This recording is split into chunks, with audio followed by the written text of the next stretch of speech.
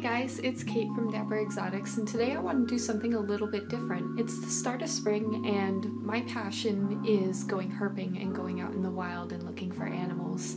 I know this channel has mainly focused on my pets, but I'd really like to shift the focus to education and going out and seeing the beauty of the world.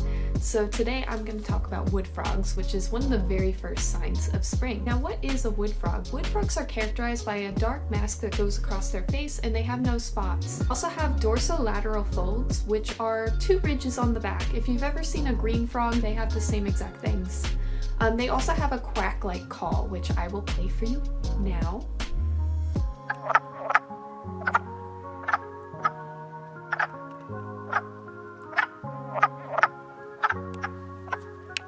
The underneath is kind of like a white cream color as well. The males are a dark, almost black kind of color, and the females are much more red.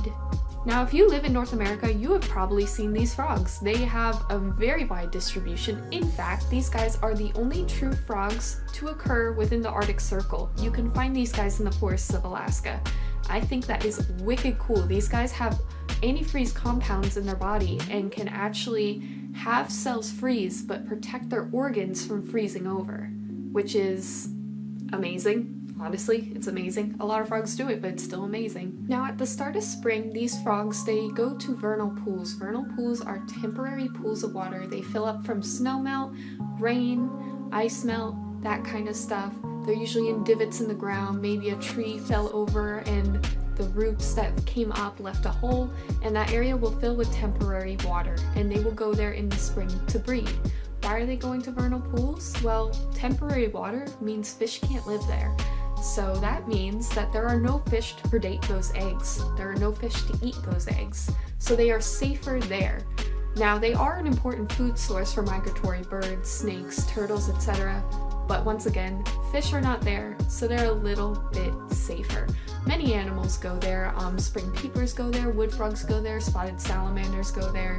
They're really important environments, and if you ever see a vernal pool, leave it alone. These are very fragile environments that are very important for amphibians and their breeding. Now, the start of spring starts in different places throughout the US and Canada. If you're more south, it's going to start more like January. If you're more north, it's going to start like May. For me, here in New Jersey, it starts around March. So a couple weeks ago, I heard the wood frogs calling, and I went on out to go see what was up. When I went to that vernal pool, the males were calling like crazy. Now, these males are extremely prolific. They're not very territorial per se, so they won't fight off each other for territory. They'll just kind of chill in large groups and call and call and call in that quack-like call. And if a female jumps in that water, they all swarm onto the female. Now, these males, they are crazy about breeding. In fact, they will clasp, which is when they go into amplexus, which is they're mating. That's what it is. They clasp around the female. The males, they will clasp anything. I mean anything. Any moving object, they go for it. And it actually happens so frequently that they will clasp other males that they have a distinctive release call, which is this kind of chirp call that they do. I'll see if I can find it. If not, it will not be in this video. Oh, no homo, bud.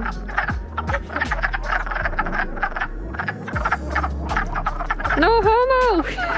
Yes. All the homo. All the homo! Wait, which pair are you looking at?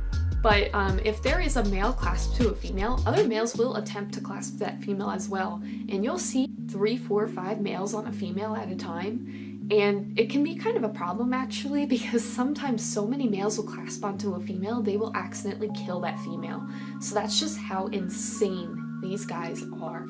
Now, the male-female pair, they will stay clasped for either a few hours or up to a few days as the female deposits all of her eggs. So she will kind of lay the eggs, and as she's laying them, the male will fertilize them.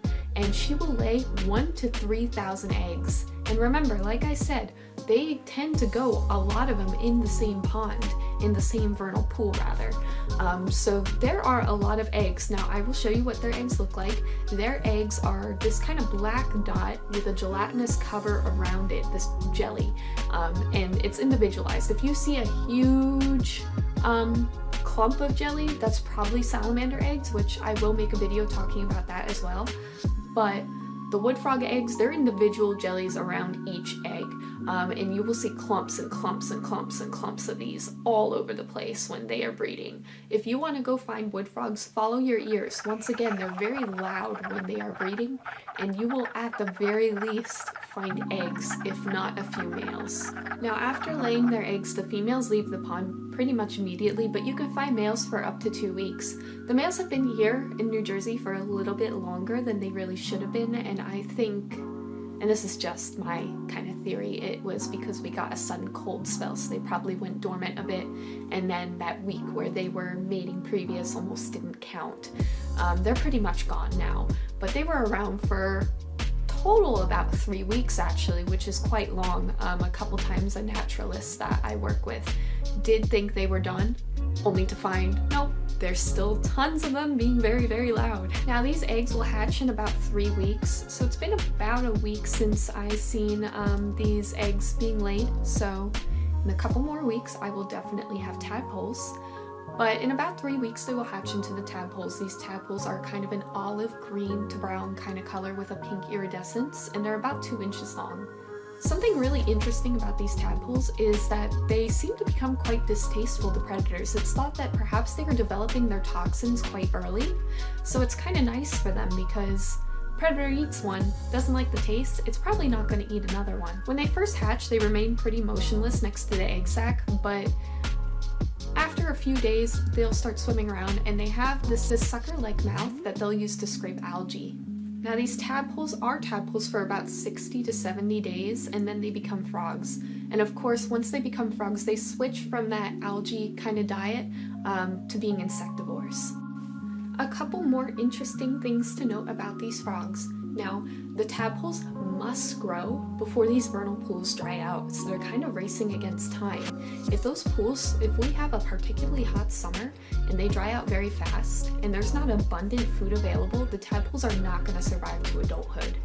But if there's plenty of water and plenty of food, plenty of water means that they have more time, plenty of food means that they're going to grow much faster. Once they grow, they'll hit maturity. Females about 1 to 2 years, males about 3 years. I might have that mixed around, somebody can correct me in the comments, I don't feel like looking it up, but it's a difference.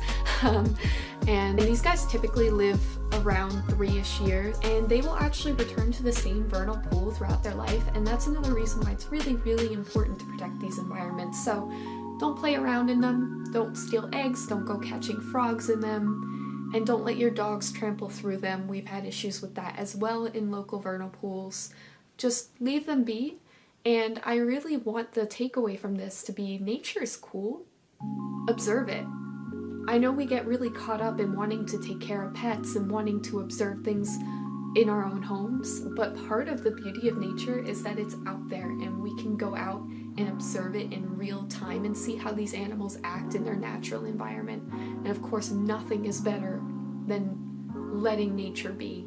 So I'm going to finish this up by letting you review the rest of my footage that I took, because I took a whole lot of footage of the vernal pool the day I went there. And I will certainly post more updates about the tadpoles either on my Instagram or here.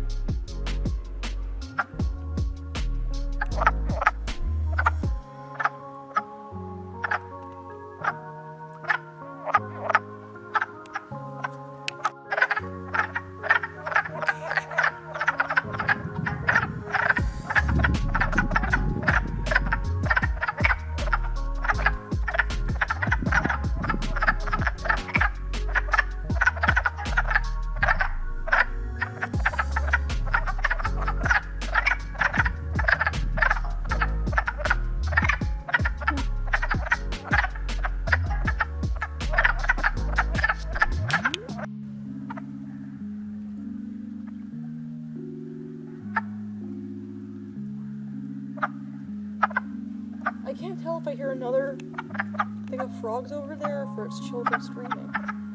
There's definitely another thing of frogs that way.